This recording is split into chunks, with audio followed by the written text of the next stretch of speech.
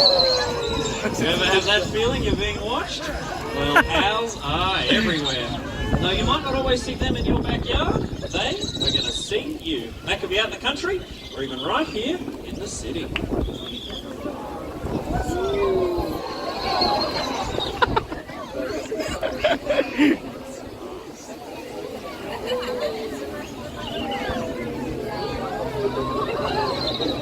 Everyone, this is Ripley, and she is a barking owl. She actually hunts during the daytime.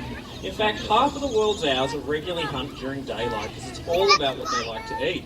And a barking owl like Ripley here, well, they eat other birds.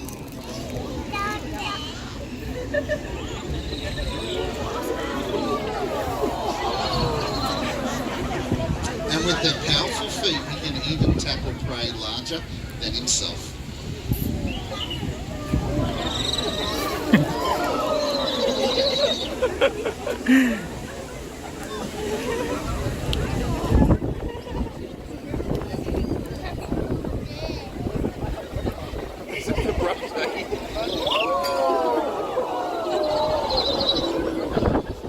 And then as the sun goes down, a barking owl will look to hunt things like mice,